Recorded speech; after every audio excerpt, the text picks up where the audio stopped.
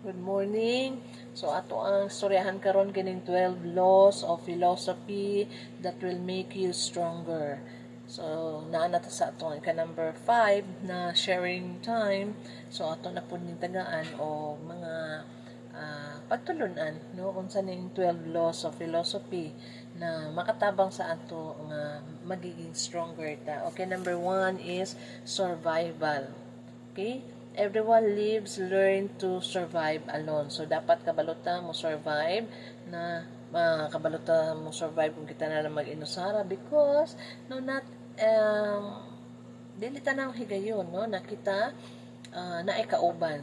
So, learn to survive alone. Okay, number 2, detach, no? Train yourself to not take anything personally.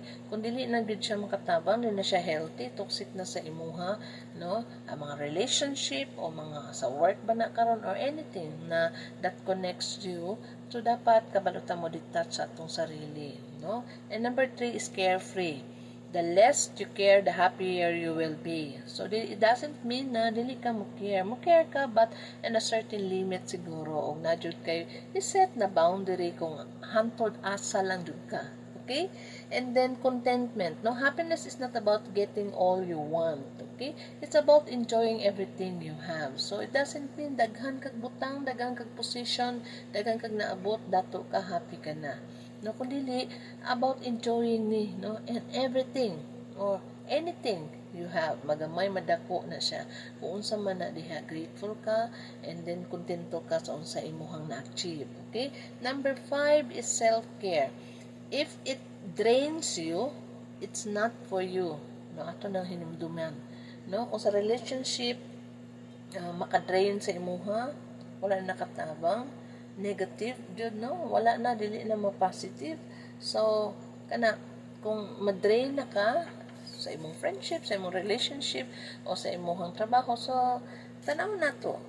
Okay, basta dili na para sa imuha, no, tagaan nimo og self care ang imong self, no, kay kailangan po nato na sa to ang sarili kay mag-usa lang ta kung masakit na, no, o dili na po happy ang ato ang kuan kinabuhi, so di na healthy, wala na growth, wala na development. So kana siya, tanaw na to na siya, no, na mga bagay-bagay sa atong sarili para mutindog jud ta stronger, no, sa atong kinabuhi. And then number 6 is resilience.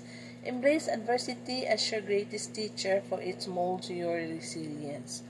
Okay, kung unsay mahitabo, unsay modangat sa imuha, unsay problems, unsa ba na siya ka bugat, sumubangon jud ta jud, mangita tag way na solution sa atong problem. So kabalutan mo move on, no, sa mga bagay-bagay nga na hitabo sa atong kinabuhi. So dili ta magpadala, no, magpalugmok sa problem kun dili kabalutan mo tindog, no, mo bangon bisag sa kalisod sa panahon. Okay, number 7 is experiences.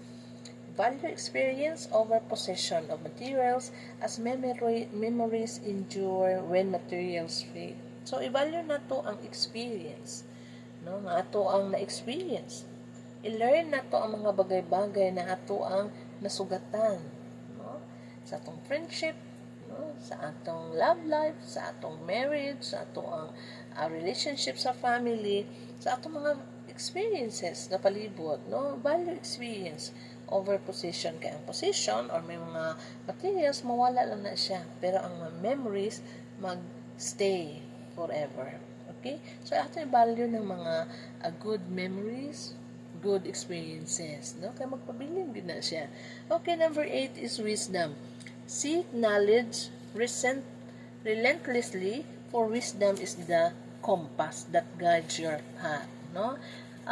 Wisdom, yes, no, magkuanta wisdom from God, no, magpray ta nga kada gyud ang siya gyud ang magkompas, no, ang wisdom na ihatag sa Ginoo sa tuwa para dili ta mawala or kana bang makahimo og mga bagay-bagay na desisyon nga wala na plan, no, kay plano ra nato pero ang plano sa Ginoo lahi dihay. So musik jud tag wisdom kanunay ngadto sa Dios para ma-align kanunay ang atong kinabuhi sa plano sa Dios. Okay?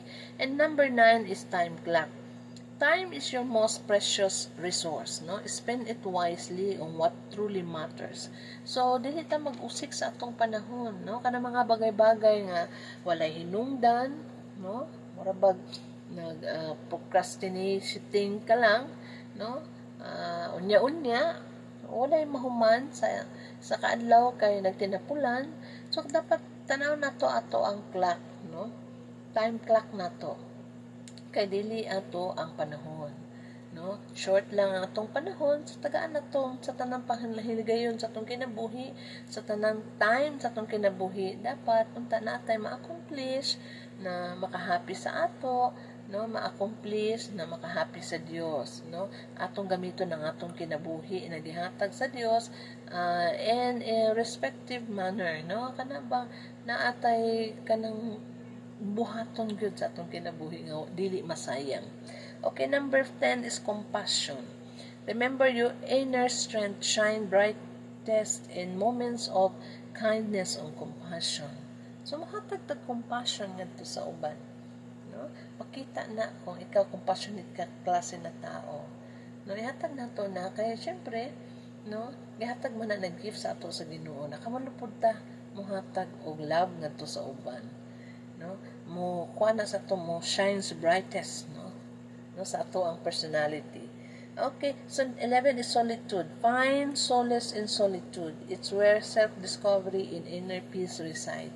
You know, kanabitang taong mahilig og mag-alone, no? Nataon na mga inana because diha nila ma-discover ilahang self, no? Diha sila mag-draw strength, no? Dili sa ganhag crowded saba daghan tao kay mura man silang ma-drain ana, no? Kita po bisan siguro og mahilig sa ginana na po siguro time na maghilom lang ta, no?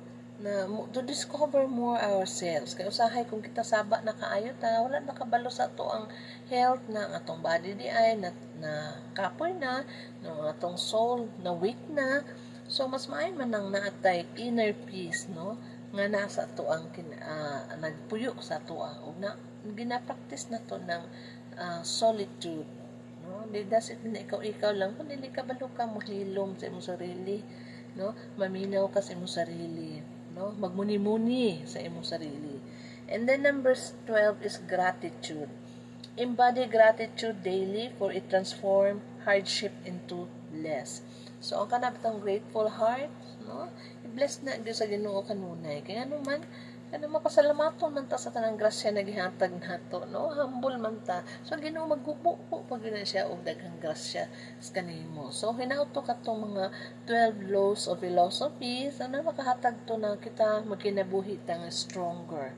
No, bisan pag unsay maabot sa tong kinabuhi, nakabalo ta mangitag paraan, mutindog, magpadayon. Of course, in accordance also to the plan of God. So, dili na to kay hinumduman, halimtan, no? Hinumduman din na to perminti na ang Dios gagabay ka nato. So, kita matawag din nga to sa Dios para matabangan ta pag kinabuhi nga magiging ligunta.